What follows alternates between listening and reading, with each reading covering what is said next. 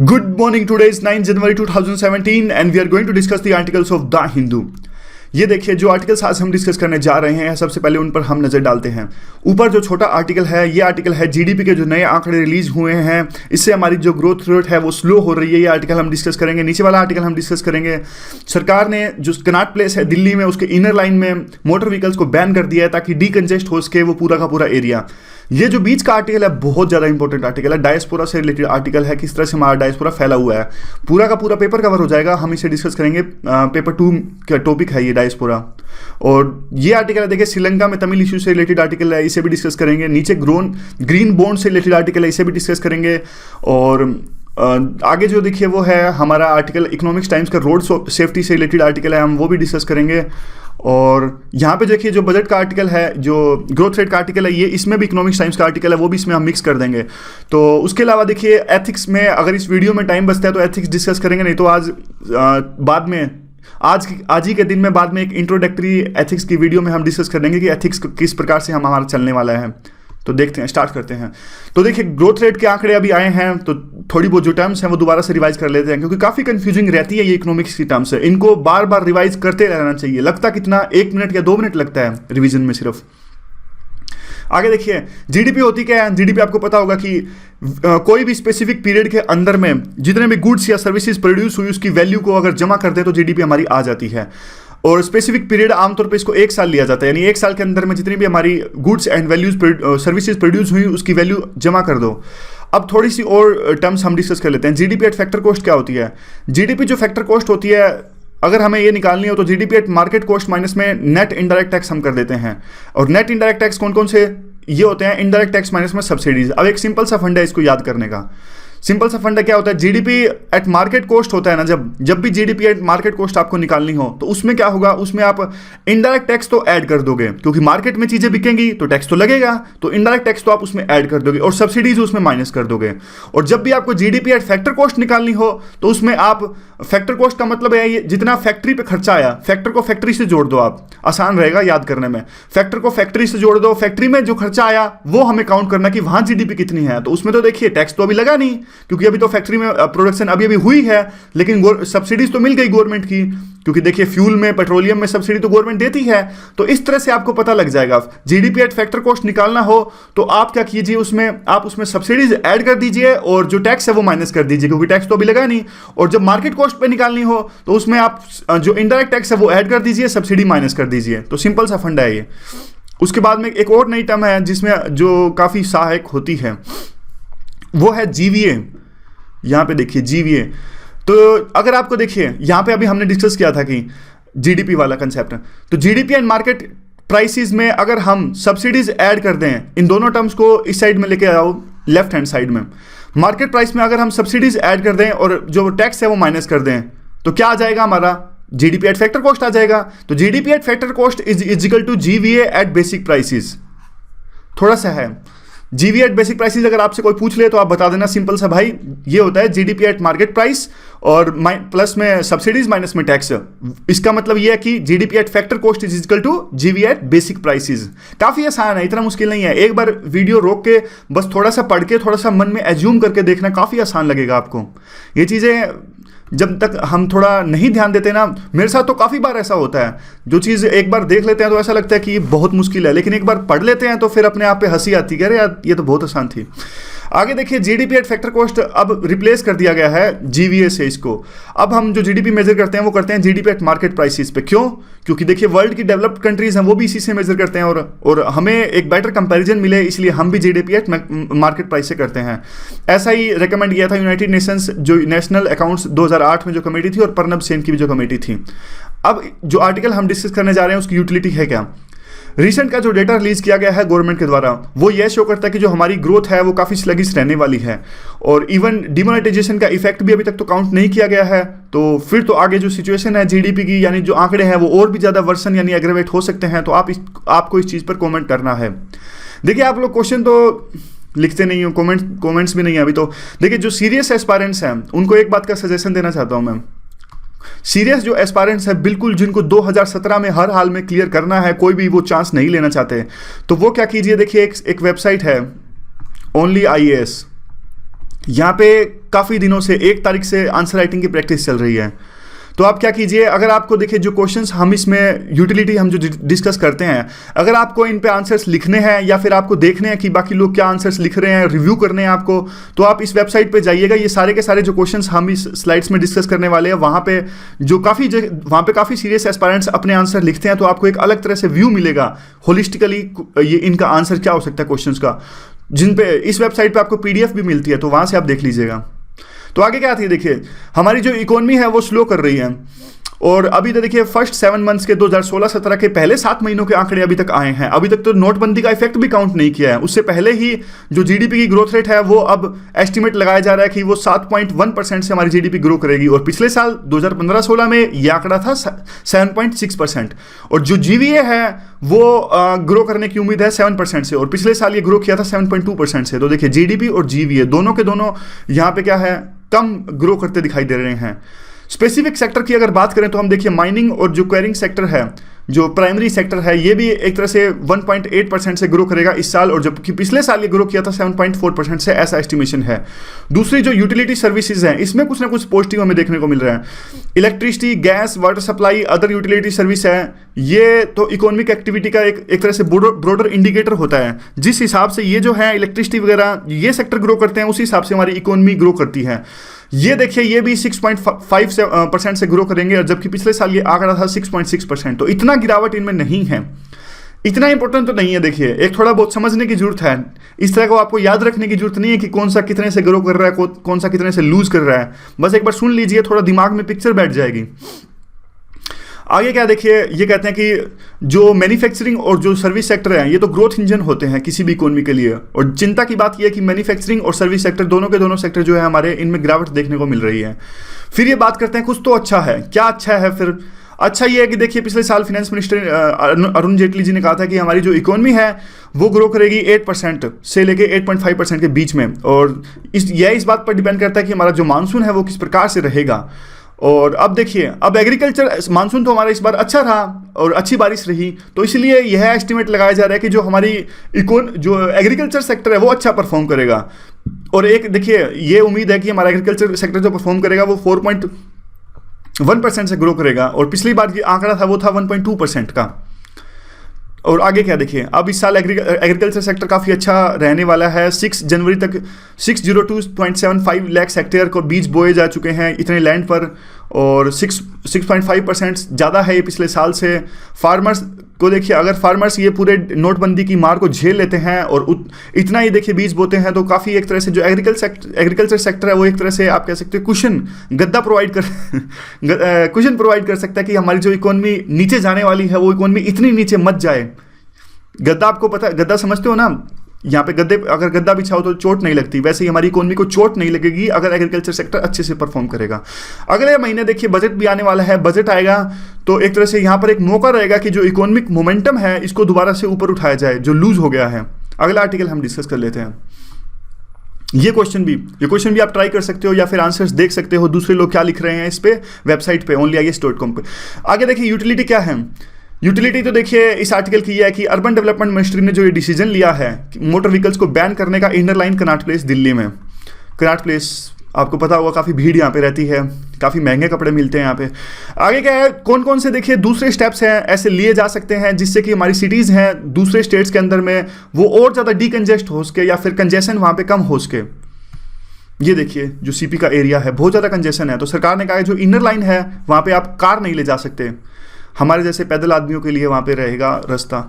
तो देखिए कंटेक्स्ट तो आपको पता लगी गया। एनालिसिस क्या है, एनालिसिस ये कहता है कि देखिए एक तरह का इंस्पायरिंग अटेम्प्ट है, और स्टेट गवर्नमेंट्स आमतौर पे क्या है फेल हो जाती है। स्टेट गवर्नमेंट्स और लोकल बॉडीज़ हैं वो फेल हो गई हैं कि जो पैदल चलने वाले पेडेस्ट्रियन हैं उनको एक तरह से रास्ता प्रोवाइड किया जाए। आप दिल्ली में देख लीजिए, दिल्ली में पैदल चलने वालों को रास्ता मिलता ही नहीं, या तो कारें खड़ी रहती हैं यहाँ पे आसपास हमेशा, यानी जो फुटपाथ होते हैं वहाँ भी कार खड़ी कर देते हैं, काफ़ी बहुत ज़्यादा कार हैं। पायलट प्रोजेक्ट देख लीजिए, ये एक तरह का पायलट प्रोजेक्ट है, लेकिन एक रिफ्रेशिंग जो चेंज ये ला सकता है। हमने एक तरह से देखिए ग्लोबल एग्जांपल्स को फॉलो करने की कोशिश की है, जैसे कि न्यूयॉर्क में टाइम्स स्क्वायर जो एक काफ़ी फेमस जगह है उनकी, सीन पेरिस के अंदर में, सेंट्रल एवेन्यू मैड्रिड के अंदर में, ये सारी लोकेशंस पर जो मोटर व्हीकल्स हैं वो बैन है। और कई बार तो देखिए ऐसी एप्रीहेंशन यानी डर होता है कि कार बैन करने से क्या है, कॉमर्शियल एक्टिविटी कम हो जाएगी। क्योंकि देखिए सिंपल सा फंडा आपको मैं बताता हूँ। कार देखिए जो जिनके पास में कारें होती हैं वो उसी स्थान पर जाते हैं जहां उनकी कार जा सकती है चीजें खरीदने, नहीं तो वो जहां भीड़ भाड़ है अगर कार बैन है तो वहां जाएंगे ही नहीं। इस प्रकार से डर होता है, लेकिन ये कंसेप्ट उल्टा है। उल्टा क्या है अब मैं आपको बताता हूँ। एग्जाम्पल ले लीजिए, देखिए आप करोल बाग का एग्जाम्पल ले लीजिए। करोल बाग की मार्केट काफ़ी शादी के कपड़ों के लिए फेमस है, करोल बाग की मार्केट। अब देखिए मार्केट इतनी कंजेस्टेड है दिल्ली के अंदर में, यहाँ कारें आ ही नहीं सकती। अब एक तरह से देखिए कारें आ ही नहीं सकती तो क्या है, लोग आएंगे ही नहीं। एक तरह से मतलब कहने का मतलब ये है कि कोई जो पैदल चलने वाला है, इतनी भीड़ यहाँ पे रहती है, वो भी नहीं आना चाहता। वो ये सोचते हैं कि देखिए यार काफ़ी भीड़ भाड़ रहती है, क्या करेंगे उस मार्केट में जाके। जबकि देखिए थोड़ी बहुत जो कार आती हैं यहाँ पे काफ़ी जाम लगा देती है। अगर वहाँ पे कार नहीं आएगी तो कम से कम पैदल चलने वालों को तो यहाँ पे रास्ता मिलेगा, तो वो तो कम से कम आएंगे चीज़ें खरीदने। तो ये कंसेप्ट थोड़ा उल्टा है जिस प्रकार का डर व्यक्त किया जाता है। जो दुकान वाले हैं वो ये कहते हैं कि अगर आप कारों को नहीं आने देंगे तो हमको नुकसान होएगा, क्योंकि कारें वाले हमारा सामान खरीदने नहीं आएंगे। लेकिन कंसेप्ट उल्टा है। ये आर्टिकल में ये लिख रहे हैं कि कम से कम कार बैन कर देंगे तो पैदल वाले तो आएंगे आपका सामान खरीदने, बल्कि कॉमर्शियल एक्टिविटी बढ़ जाएगी आपकी। अमेरिका में कहते हैं कि देखिए पेडेस्ट्रियन की जो इंजरीज है, जो चोट लग जाती है, वो भी काफ़ी कम हुई है इस चीज़ से। और आगे क्या है, वे फॉरवर्ड क्या है इसका, देखिए वे फॉरवर्ड तो यही है कि हायर प्रायोरिटी देनी चाहिए इस पूरी चीज़ को। ऐसे नहीं हो कि आपने एक स्टेप लेके छोड़ दिया, हाँ भाई सीपीसीपी का स्टेप ले लिया काम हो गया, नहीं। एक पैटर्न दिखना चाहिए दूसरी सिटीज़ में, एक ही सिटी के दूसरी लोकेशंस पे एक पैटर्न दिखना चाहिए, एक यूनिफाइड पॉलिसी होनी चाहिए। और इसके लिए क्या किया जा सकता है, इस तरह के देखिए कंजेशन चार्ज लगाए जा सकते हैं पर्सनल व्हीकल्स पे। ठीक है भाई आप कार लेके जाओ कोई दिक्कत नहीं है, लेकिन पैसा दो। अब पैसे के डर से आधे लोग तो लेके नहीं जाएंगे, इस तरह से एक कंजेशन चार्ज हम लगाएंगे जो कार लेके जाते हैं वहाँ पे, तो ये भी एक अच्छी चीज़ है। इस तरह की शुरुआत कर सकते हैं हम, जो हमारी स्मार्ट सिटीज़ आने वाली हैं। और जो पैसा इस कंजेशन टैक्स से आएगा जो हम कारों पे लगाने वाले हैं, उससे क्या होगा, उसी पैसे को हम यूज करेंगे इसके फुटपाथ बनाने के लिए, या फिर पब्लिक ट्रांसपोर्ट को इंक्रीज करने के लिए, साइकिलिंग के लिए पाथ को इंक्रीज करने के लिए। इस तरह का हम काम करेंगे। ऊपर से देखिए एग्जाम्पल देते हैं कि जो एक स्टडी में पाया गया, स्टडी का नाम तो छोड़िए, इंपॉर्टेंट है नहीं। इंपॉर्टेंट है क्या, इंपॉर्टेंट यह कि जो ब्रिटिश कैपिटल है काफ़ी कम हो जाता है। ये पौंड 5.5 बिलियन जो है, ये पौंड है क्या यूरो है, किसका सिंबल है पता नहीं किसका सिंबल है, आपको पता होगा देख लेंगे। ये देखिए ये हमारा जो है, जो ब्रिटिश है वो 5.5 बिलियन ईयर जो है, ये सॉरी इंटरप्ट हो गया कहने का मतलब ये है कि जो ब्रिटिशर हैं, ब्रिटिश काफ़ी ज़्यादा अमाउंट लूज कर देते हैं, क्योंकि किसकी वजह से, कंजेशन की वजह से। कंजेशन काफ़ी ज़्यादा होता है वहाँ पे, इसलिए उनको काफ़ी उनके बिजनेसेस को काफ़ी लॉस का सामना करना पड़ता है। वही सेम कंसेप्ट जैसा हमने अभी डिस्कस किया था, क्योंकि इतना वहाँ पे कंजेशन होता है कि कोई जाना ही नहीं चाहता, इतना भीड़ भाड़ होता है।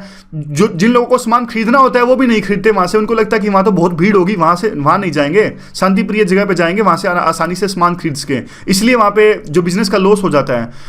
और ये कहते हैं कि बाद में देखिए जो कार होनी चाहिए वो सिर्फ एक लॉन्गर डिस्टेंस के लिए होनी चाहिए, ऐसे नहीं मतलब छोटे मोटे, हर एक छोटे मोटे डिस्टेंस के लिए आप कार का इस्तेमाल कर रहे हो। दूसरी जो अर्बन डेवलपमेंट मिनिस्ट्री है वो जो है पानी के, अरे जो चीज़ नहीं होती पानी के फुहारे, झरने वगैरह, ये लगाएंगे सीपी के अंदर में। और कहने का मतलब है जो एस्थेटिक वैल्यू है, they would increase the aesthetic value so that the CP would like more beautiful and people would visit there and would purchase lot of other things. So this is the simple thing which the articles wants to से।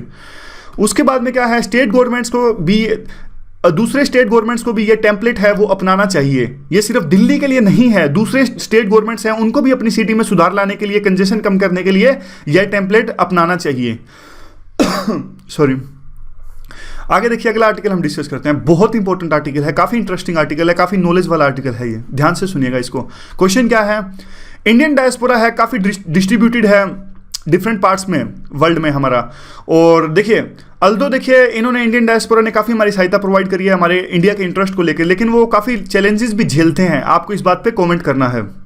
ये कहते हैं कि हमारा जो diaspora है वो दो भागों में डिवाइडेड है। एक तो हमारा डायस्पोरा सॉरी, एक तो देखिए हमारा जो डायस्पोरा है वो वेस्ट एशियन कंट्रीज में फैला हुआ है। यहाँ पे देखिए अफ्रीका के जो दूसरा यहाँ का ईस्ट का अफ्रीका है, ईस्ट अफ्रीका या फिर जो है वेस्ट एशिया है, यहाँ पे फैला हुआ है ये पूरा का पूरा जो है एरिया यहाँ पे। और दूसरा जो है हमारा जो डायस्पोरा फैला हुआ है, वो दूसरा डायस्पोरा हमारा फैला हुआ है वेस्टर्न कंट्रीज में, जैसे कि यूएस, ऑस्ट्रेलिया, यूरोप या फिर जो ये कंट्रीज हैं। तो ये देख लीजिए यहाँ पे एक डायस्पोरा यहाँ पे है वेस्ट एशिया में, ईस्ट अफ्रीका में, दूसरा डायस्पोरा यहाँ पे अमीर देशों में। ठीक है, अब हम ये आर्टिकल डिस्कस करने। कंटेक्स्ट क्या है? कंटेक्स्ट तो देखिए, प्रवासी भारतीय दिवस आपको पता है हो रहा है और 15वां एडिशन है प्रवासी भारतीय दिवस का। गांधी जी आए थे इस डेट पर, आपको पता ही होगा। एनडीए गवर्नमेंट ने स्टार्ट किया था 2003 में। तो कुछ ऐसी सिंपल सी बातें जो है हम ऑलरेडी डिस्कस कर चुके हैं। डायस्पोरा होता क्या? देखिए, Indian diaspora people of Indian origin, ये हमारे ओरिजिन के लोग हैं, इंडियन ओरिजिन के लोग हैं ये। और 19वीं सेंचुरी से ये वर्ल्ड के हर एक कोने में फैले हुए हैं और दो कैटेगरीज में होते हैं जैसा हमने अभी डिस्कस किया। एक प्री से पहले का जो है डायस्पोरा, एक पोस्ट इंडिपेंडेंस डायस्पोरा, यानी आज़ादी से पहले का डायस्पोरा जिसको अंग्रेज ले गए थे, और बाद का डायस्पोरा जो अपनी मर्जी से गए, या फिर मतलब एक स्पेसिफिक में आप इसको जनरलाइज नहीं कर सकते थे, लेकिन आमतौर पे होता यही था।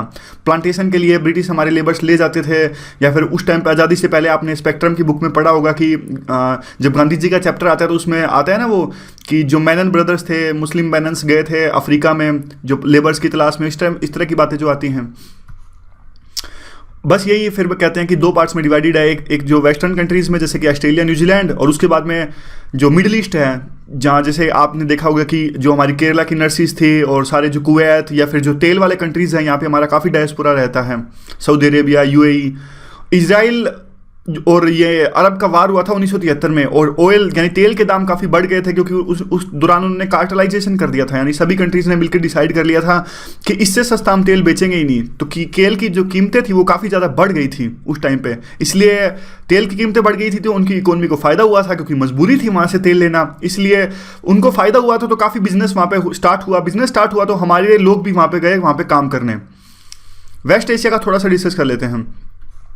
ये कहते हैं देखिए 1973 का जो ऑयल प्राइसेस के दाम बढ़े वो तो इनके लिए एक बोनांजा था वहाँ पे, उस जो फायदा हुआ 1973 के तेल प्राइसेस के बाद में इन्होंने अपनी स्पेंडिंग बढ़ा दी, कंस्ट्रक्शन का बूम आ गया, बड़ी बड़ी बिल्डिंग्स वहाँ पे बनने लगी। और फिर ये कहते हैं कि देखिए जो साइकिल है एक्सपेंशन, इकोनॉमी की एक्सपेंशन और कॉन्ट्रैक्शन का साइकिल तो चलता ही रहता है, फिर भी इन्होंने जीना सीख लिया है। जो मिडिल ईस्ट के कंट्रीज़ हैं वो एक सिंगल कमोडिटी यानी कि तेल पर डिपेंड रहना इन्होंने सीख लिया है।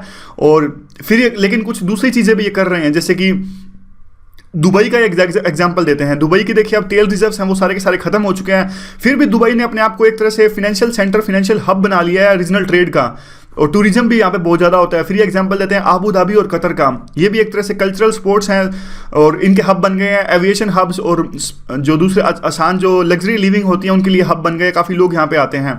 फिर ये कहते हैं कि sovereign funds, sovereign wealth funds वो होते हैं देखिए जिससे क्या होता है इनके पास में ऐसा पैसा आ गया, इनके पास में काफ़ी पैसा अब इनके पास में इकट्ठा हो गया। तो अब ये क्या करते हैं, कई बार इनको अगर कोई आइडिया ना आए तो ये दूसरे देशों में इन्वेस्ट कर देते हैं अपना पैसा प्रोजेक्ट्स के रूप में, ताकि वहाँ से इनकम आनी स्टार्ट हो जाए। इनका मतलब तो इनकम से ही है ना। तो सोवरिन वेल्थ फंड्स ये होते हैं जब कोई देश वगैरह या फिर कोई बाहर के देशों में पैसा लगाते हैं और उससे इनको फ़ायदा होता है। यानी जैसे अब यूएई के पास में काफ़ी पैसा है, यूएई हमारे देश में कोई प्रोजेक्ट इस्टेब्लिश करता है, वहाँ की गवर्नमेंट कोई प्रोजेक्ट इस्टेब्लिश करती है और वहाँ से इनकम लेना चाहती है, तो इसको सोवरिन वेल्थ फंड कह सकते हैं। दूसरा क्या क्या चैलेंजेस हैं देखिए, अगर हमारा डायस्पोरा वेस्ट एशिया के अंदर में है तो क्या क्या चैलेंजेस हैं। सिंपल सा देखिए, सेल गैस है उसकी प्रोडक्शन काफ़ी ज़्यादा बढ़ रही है यूनाइटेड स्टेट्स में, तो इससे एक तरह से क्या है, एक तरह से जो वहाँ पे है तेल के दाम अब काफ़ी कम हो गए हैं मिडिल ईस्ट में, तो एक तरह से देखिए वहाँ तेल के दाम कम होंगे तो डेफिनेटली वहाँ पे जॉब्स कम आएंगी, जॉब्स कम आएंगी तो हमारे जो डायस्पोरा वहाँ पे ऑलरेडी है उनको वापस आना पड़ेगा इंडिया के अंदर में, और हमारे लिए दिक्कत है क्योंकि एक तो रेमिटेंसीज आती थी, वो पैसे भेजते थे हमारे इंडिया के अंदर में, वो कम हो गए। दूसरा वो वहाँ से यहाँ आ गए तो उनको एडजस्ट करना, नौकरियाँ तो हमारे यहाँ पहले ही नहीं है। दूसरा क्या है, दूसरा चैलेंज हमेशा वहाँ पे देखिए शिया सुन्नी की लड़ाई रहती है, काफ़ी डिवाइडेड है वो, रेडिकल इस्लाम है वो भी बढ़ता ही जा रहा है, तो ये भी काफ़ी बड़ा रीजन है वहाँ पे इंस्टेबिलिटी का, और ये इंस्टेबिलिटी है वो सालों से है और आने वाले दिनों में और भी बढ़ने वाली है, ऐसी आशंका व्यक्त कर रहे हैं ये। और डिफिकल्टीज क्या क्या है हमारी डायस्पोरा को, इसलिए इंपॉर्टेंट है। देखिए काफ़ी चीज़ें हैं इस आर्टिकल में, देखिए काफ़ी हमारे डायस्पोरा को डिफिकल्टीज वहाँ पे झेलनी पड़ती है। सबसे इंपॉर्टेंट तो जो हमने ये डिस्कस किया कि जो सर्कमस्टांसिस है इकोनॉमिक वो काफ़ी स्लो डाउन अब हो गई हैं, और दूसरी अभी जो है अर्बाइजेशन क्या है, देखिए अब वहाँ के लोकल लोग भी कहने लगे हैं कि आप लोकल लोगों को जॉब दीजिए, बाहर के लोगों को आप जॉब्स क्यों दे रहे हो, हमारे लोग तो अनएम्प्लॉयड है, आप बाहर के लोगों को जॉब्स दे रहे हैं, तो इसलिए हमारे जो जॉब्स, हमारे वर्कर्स वहाँ जाके जॉब लेते हैं उन पर एक तरह से खतरा पैदा हो गया उनकी जॉब्स पे, क्योंकि एक वहाँ पे मूवमेंट चल रही है जिसका नाम है अर्बाइजेशन। उसके बाद क्या आता है, देखिए हमारे जो लोग हैं वो भी अंडर प्रेशर है दूसरे देशों के मुकाबले में। अब नेपाल की लेबर भी मिडिल ईस्ट में जाती है, नेपाल की लेबर तो काफ़ी सस्ते में काम करती है, ऊपर जो फिलीपींस का देश है, फिलीपींस की लेबर भी काफ़ी सस्ते में काम करती है। लेकिन अभी तक देखिए हमारी डिमांड तो है, हमारे जो केरला की लेबर है वहाँ की काफ़ी डिमांड है मिडिल ईस्ट में, लेकिन फिर भी एक तरह से हमें स्किल्स प्रोवाइड करनी चाहिए। ज़्यादा से ज़्यादा हम स्किल्स प्रोवाइड करेंगे अपने वर्कर्स को, और कॉम्पिटिटिव अब हमें हमारे लेबर को वहाँ पे बनाना होगा अगर जॉब्स प्रोवाइड करनी है उनको और एक बेटर लिविंग प्रोवाइड करनी है। दूसरा एनालिसिस दूसरा कर लेते हैं। देखिए ये कहते हैं कि हमारे जो लोग हैं वहाँ पे जाके, जो इंडियन डायस्पोरा है मिडिल ईस्ट के अंदर में काफ़ी मिनियल जॉब्स करता है। जैसे एग्जांपल देता हूँ, बढ़िया काम नहीं करते ज़्यादातर, देखिए ब्लू कॉलर जॉब्स में लगे होते हैं ज़्यादातर। लेकिन वहाँ पे तो देखिए मिडिल ईस्ट में तो वैसे तो हर प्रोफेशन में ही लगे हुए हैं। हर प्रोफेशन का मतलब हमारे जो डॉक्टर हैं, बीटेक वाले हैं, सारे के सारे बहुत सारे लोग वहाँ पे काम करते हैं। लेकिन जो ज़्यादा हैं वो ब्लू कॉलर जॉब्स वाले ज़्यादा हैं, जो फैक्ट्रीज़ में काम करते हैं, जो इंडस्ट्रीज़ में काम करते हैं।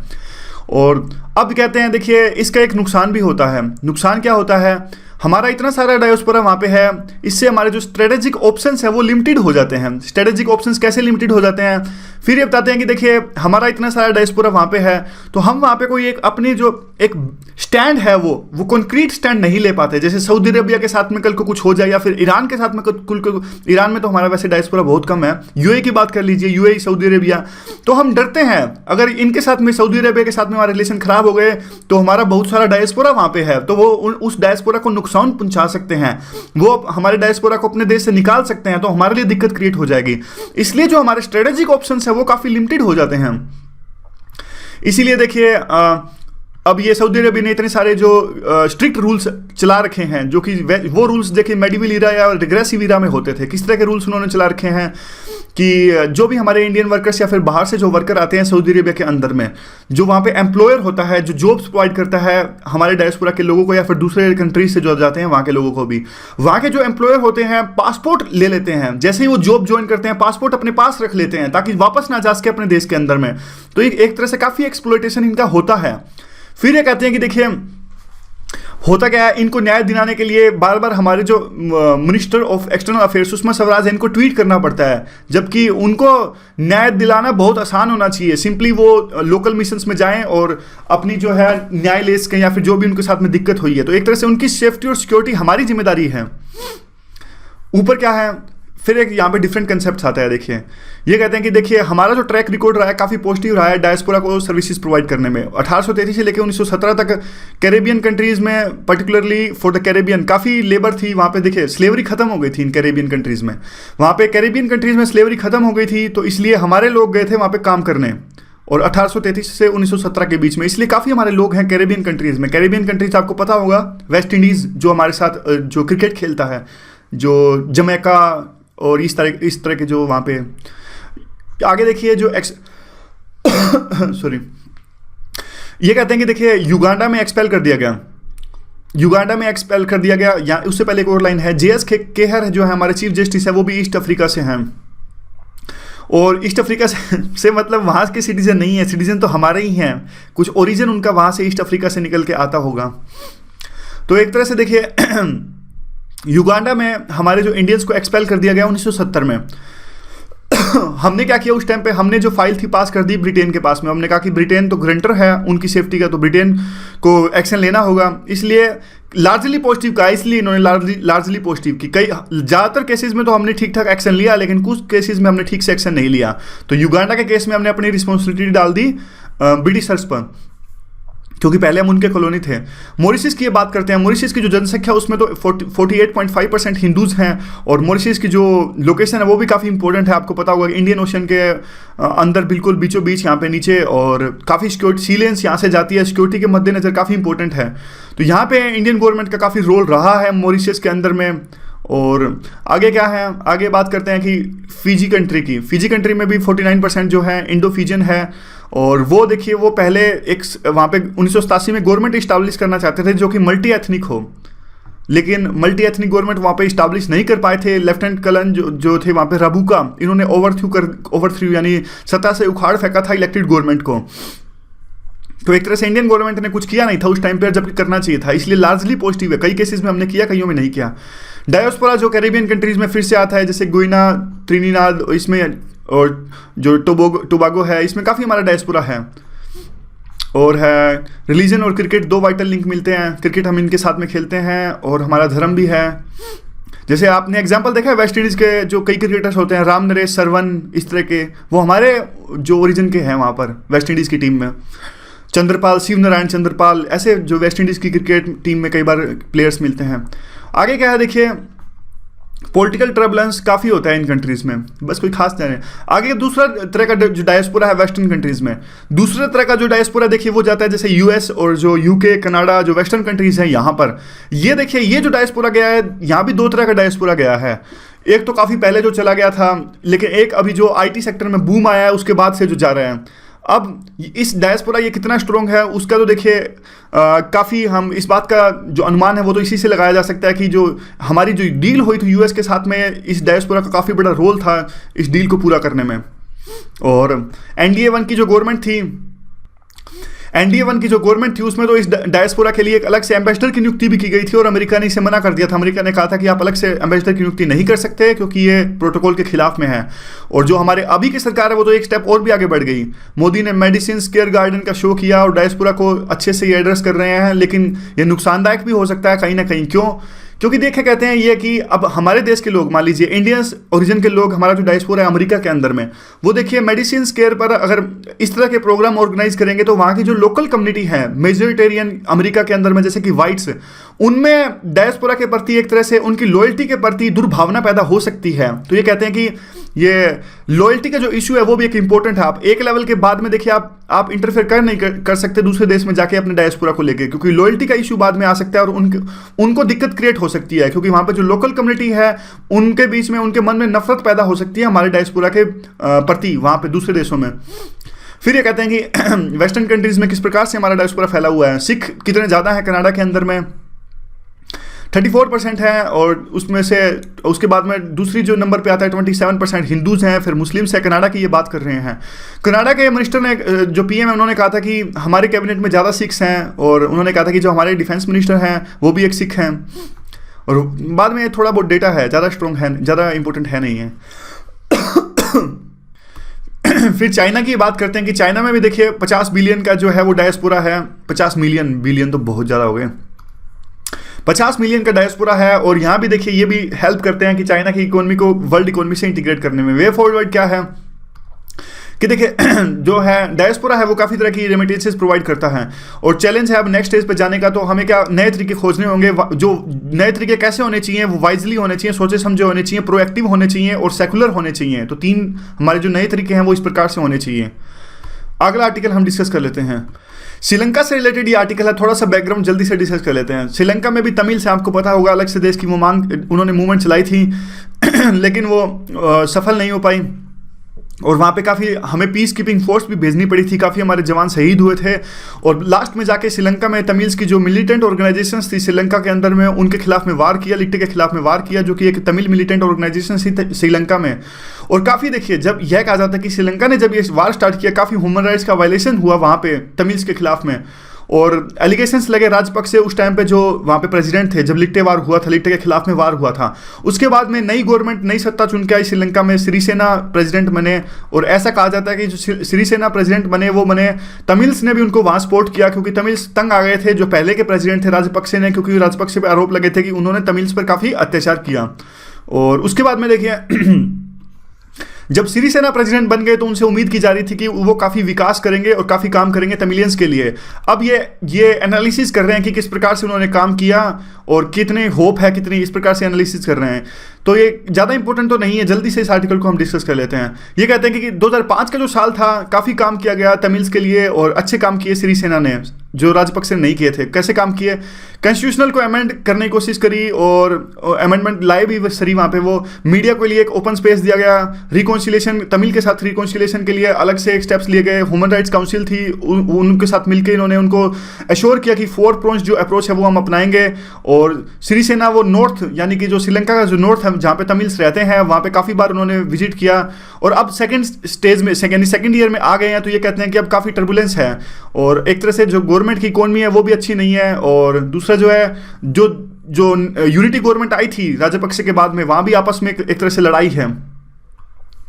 फिर ये कहते हैं कि देखिए गवर्नमेंट है वो एक तरह से साइलेंस है, बुद्धिस्ट जो वहाँ पे मोंक्स हैं, बुद्धिस्ट मोंक्स एक तरह से एग्रेसिव रवैया अपनाए हुए हैं तमिल्स के खिलाफ में, लेकिन गवर्नमेंट इस पर कुछ बोलती नहीं है।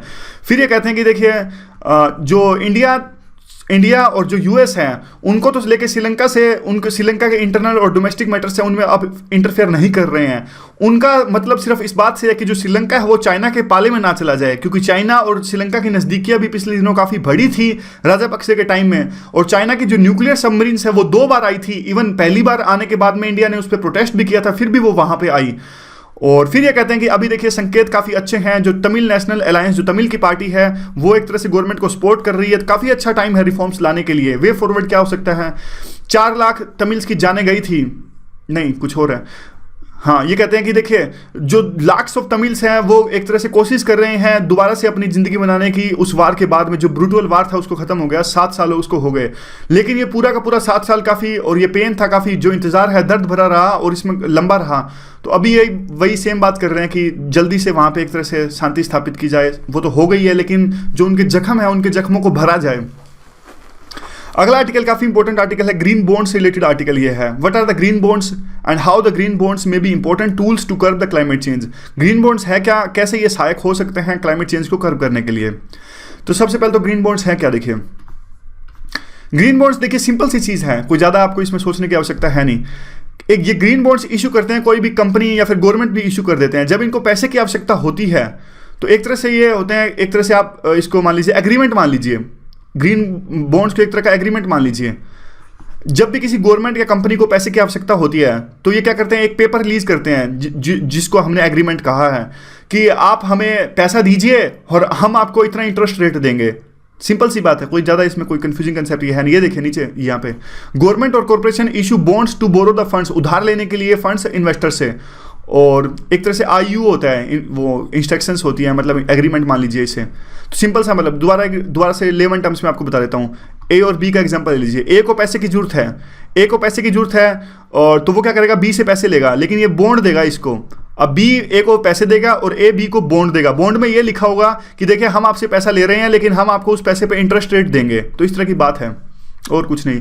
तो अब बॉन्ड सिंपल ये होता है। ग्रीन बॉन्ड क्या होता है, जब कोई कंपनी या गवर्नमेंट देखिए पैसा ले ग्रीन प्रोजेक्ट्स के लिए। ग्रीन प्रोजेक्ट्स मतलब कि अगर आपको देखिए सोलर जो प्रोजेक्ट है वो उसको इस्टेब्लिश करने के लिए, जो विंड फार्म है उसको इस्टेब्लिश करने के लिए अगर आप पैसा लेते हो बोरोवर से, मतलब बोरोवर तो वही हो गए जो पैसा लेते हैं, जिनसे आप उधार लेते हो। तो देखिए ग्रीन प्रोजेक्ट्स के लिए लेते हो तो सिंपली ग्रीन बॉन्ड हो गए, सिंपल सा है, कुछ ज़्यादा नहीं। यहाँ पे देख लीजिए ग्रीन बॉन्ड्स होते क्या हैं दोबारा डेफिनेशन में। ये बॉन्ड्स देखिए फाइनेंस करते हैं हमारे जो इन्वायरमेंट फ्रेंडली प्रोजेक्ट्स हैं उनको फाइनेंस करते हैं, उनको कहते हैं ग्रीन बॉन्ड हम। बैकग्राउंड क्या है इसका, देखिए फर्स्ट ग्रीन बॉन्ड जो इशू किया गया था वो 2007 में इशू किया गया था। 2 मल्टीलेटरल डेवलपमेंट बैंक्स ने ये इशू किया था। अब तो देखिए मार्केट बहुत ज़्यादा एक्सपोनेंशियली इंक्रीज हो गई है और 180 बिलियन इसमें बढ़ चुकी है, मतलब कहने का मतलब यही है। और दोनों देशों में, डेवलप्ड कंट्रीज़ में और डेवलपिंग कंट्रीज़ में, दोनों देशों में ग्रीन बॉन्ड को लेके एक तरह से अट्रैक्शन देखने को मिल रहा है। और हमारे इसका पार्टिसिपेशन जो देखने को मिल रहा है ना सिर्फ कॉर्पोरेट्स में बल्कि जो फाइनेंशियल इंस्टीट्यूशंस हैं उनमें भी देखने को मिल रहा है। और इवन कई बार तो कई जगह पे तो म्युनिसिपल जो बॉडीज़ हैं वो भी इन्वेस्ट कर रही हैं ग्रीन प्रोजेक्ट्स में, ग्रीन बॉन्ड्स में। 2015 का जो साल था वो ग्रीन बॉन्ड्स के लिए एक तरह से ग्राउंड ब्रेकिंग ईयर था, क्योंकि इस साल देखिए जो करेंसी ग्रीन बॉन्ड से काफ़ी बढ़ गए। और जो पहला जो ग्रीन बॉन्ड है इशू हुआ कई सारे कंट्रीज़ में 2015 के अंदर में। उसके बाद में देखिए कहते हैं कितना इंक्रीज हो गया, 81 बिलियन ये हो गया 2016 में, और 2015 में ये था 42 बिलियन। तो फैक्ट्स इतने इंपॉर्टेंट नहीं है, समझने के लिए इंपॉर्टेंट है कि किस तरह से ये बढ़ गया। 81 बिलियन हो गया 2016 में और 2015 में 42 था। सॉरी। फिर ये कहते हैं कि देखिए एशिया की जो मार्केट्स हैं वो ग्रीन बॉन्ड्स के लिए फ्रंट रनर निकल कर आ रही हैं, इमर्ज होकर आ रही हैं। और जो ग्रीन बॉन्ड्स की जो ग्रोथ है वो कैसे रही, थोड़ा सा ये डिस्कस करते हैं। फिर 2015 के अंदर में देखिए इंडिया ने फर्स्ट ग्रीन इंफ्रास्ट्रक्चर बॉन्ड्स को इशू किया। उसके बाद में हमने पीछे मुड़कर नहीं देखा और कई सारे कॉर्पोरेट्स ने और फाइनेंशियल इंस्टीट्यूशंस ने इसको लिवरेज यानी इसका फ़ायदा उठाने के लिए कोशिश करी। और फर्स्ट जो ग्रीन मसाला बॉन्ड है वो भी निकल कर आए। तो यहाँ पे एक क्वेश्चन बनता है प्री का कि मसाला बॉन्ड होते क्या, इस पर क्वेश्चन आया था। थोड़ा सा मसाला बॉन्ड को देख लेते हैं। मसाला बॉन्ड्स होते हैं देखिए इंडियन रूपी डोमिनेटेड बॉन्ड्स होते हैं। ये कहने का मतलब सिंपली यही है। मसाला किस लिए, मसाले हमारा इंडिया को पुराने टाइम में देखिए मसालों के लिए जाना जाता था। इसलिए जब हमको रुपए की आवश्यकता पड़ती है, जब हमारी कंपनीज को या बैंक्स को, ये बैंक के लिए था शायद, तो देखिए वो जाते हैं फॉरेन मार्केट्स में। फॉरेन मार्केट्स में जाते हैं और कहते बॉन्ड्स इशू करते हैं और कहते हैं कि हम आपको बॉन्ड देते हैं, यानी हम आपको इंटरेस्ट देंगे, आप हमें पैसा दीजिए, रुपए दीजिए। तो अब उस रुपए को कन्वर्ट कर देते हैं डॉलर में, यानी देखिए डील करते हैं रुपए में, लेकिन ये आईएफसी है वो डॉलर से रुपए में कन्वर्ट कर देती है। कहने का मतलब यही है। तो सिंपल सा फंड है मसाला बॉन्ड्स का। इसका क्वेश्चन आया था प्री में 2016 में, इसका क्वेश्चन आया था और यही पूछा था उन्होंने, रुपए में डील करते हैं, डॉलर में डील करते हैं। तो छोटी छोटी बातें कई बार यूपीएससी पूछ लेती हैं और हम इसमें कंफ्यूज हो जाते हैं कई बार, और मैं तो ज़्यादा ही कंफ्यूज हो जाता हूँ। आगे क्या है, ये कहते हैं रेगुलेटरी जो रिफॉर्म्स हैं, ये कहते हैं कि रेगुलेटरी जो हमारे रेगुलेटर्स हैं उन्होंने भी काफ़ी सहायता प्रोवाइड करी, जैसे कि सेबी है और आरबीआई है। जैसे यहाँ पे देख लीजिए सेबी और आरबीआई, इन्होंने काफ़ी तरह की गाइडलाइंस पेश करी, प्रेजेंट करी इन ग्रीन बॉन्ड्स के लिए, इसलिए ग्रीन बॉन्ड्स है उनकी ग्रोथ रेट है वो ज़्यादा हुई।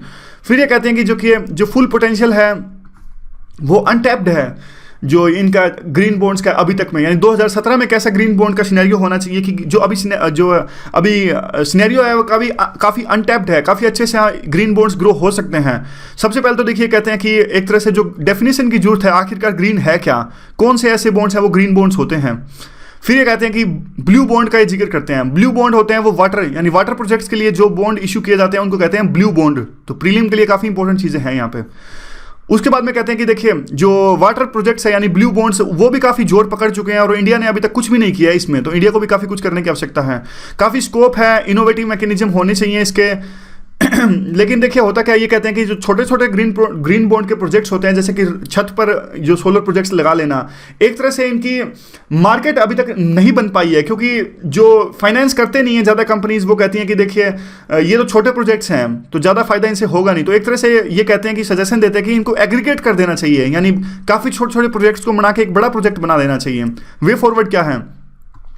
वे फॉरवर्ड तो सिंपल सी बात है कि हमने काफ़ी सारे यहाँ पे आपने जो था एग्रीमेंट किया था पेरिस क्लाइमेट चेंज में, और हमने काफ़ी स्टेप्स उठाने हैं हमें इसको पूरा करने के लिए। जैसे कि आपको पता होगा कि 33 से 35% तक एमिशन कम करना है, तो इसके लिए जरूरी हो सकते हैं। उसके अलावा कहते हैं कि 100 बिलियन जो है मोबिलाइजेशन करना है डेवलप्ड कंट्रीज़ को और डेवलपिंग कंट्री को, इनको देना है 2020 तक हर एक साल में। तो उसके लिए भी ग्रीन बॉन्ड है वो काफ़ी इंपॉर्टेंट हो सकते हैं। ग्रीन बॉन्ड को यूटिलाइज करना काफ़ी एक इंपॉर्टेंट है, ये एक इफेक्टिव व्हीकल हो सकते हैं क्लाइमेट चेंज को कम करने के लिए। और एक इसके लिए कलेक्टिव पार्टिसिपेशन का जरूरत है। कलेक्टिव पार्टिसिपेशन किसका? रेगुलेटर्स का, पॉलिसी मेकर्स का, कॉर्पोरेट्स का, फाइनेंशियल इंस्टीट्यूशंस का, इन सब का। तो ये पूरा आर्टिकल था। अब थोड़ा सा इकोनॉमिक्स टाइम्स का आर्टिकल हम डिस्कस कर लेते हैं। ये देखिए, ये कहते हैं कि हमने ब्राजीलिया डिक्लेरेशन साइन करी। ब्राजीलिया डिक्लेरेशन में हमने कहा था कि हम हमारे एक्सीडेंट्स को 2020 तक आधे कर देंगे, जो डेथ होती है एक्सीडेंट से 2020 तक इसे आधे कर देंगे। तो याद रखिएगा प्रीलिम के लिए ब्राजीलिया डिक्लेरेशन होती क्या है। फिर ये कहते हैं कि ग्राउंड पे अभी तक कुछ भी नहीं हुआ। देखिए 2015 में टोटल पूरे वर्ल्ड में 1.3 मिलियन ट्रैफिक फैटिलिटीज़ में देखिए हमारी जो फैक्ट है वो है, हमारी जो फिगर है 1,48,000 है ऑलमोस्ट, यानी 13 लाख में से 1.5 लाख तो हमारे ही जो है इंडियन सिटीजन्स की डेथ हुई है ट्रैफिक एक्सीडेंट्स में। फिर कहते हैं कि 2014 से लेकर 15 यहाँ तो इंक्रीज हो गया, बल्कि 5.1% एक्सीडेंट फैटिलिटीज जो थी।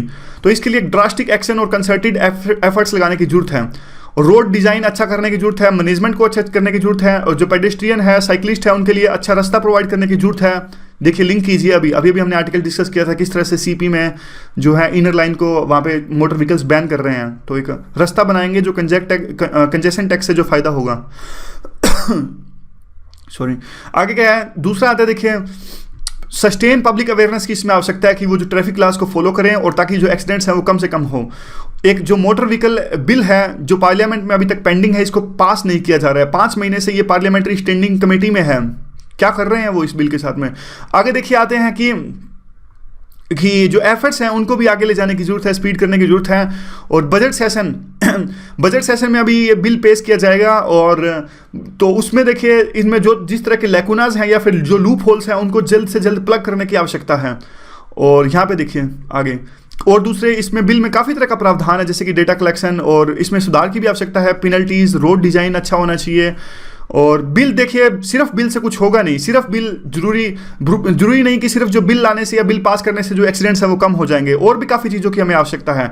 पॉलिटिकल विल सबसे ज़्यादा इसके लिए चाहिए, वो दोनों लेवल्स पे, एक तो जो लोकल म्यूनसिपैलिटीज़ हैं उनके लेवल पर भी, और जो अर्बन डेवलपमेंट अथॉरिटीज़ हैं उनके लेवल पर भी, और जो दूसरे स्टेक होल्डर्स हैं इनके लेवल पर भी। तो सेम कंक्लूजन हमेशा सेम निकलता है कि एक पार्टिसिपेटिव अप्रोच हमें चाहिए सभी लेवल्स पर। ये कंक्लूजन सदाबहार कंक्लूजन है, आप हमेशा इसको लिख सकते हैं। तो देखिए जो क्वेश्चंस हैं वो आप लिख सकते हो ओनली आईएएस वेबसाइट पे, और एथिक्स हम अलग से आज स्टार्ट कर देंगे, थोड़ी देर में जब भी टाइम मिलता है अलग से हम डिस्कस करेंगे। तो आज की डिस्कशन में बस इतना ही। Thank you very much for discussion.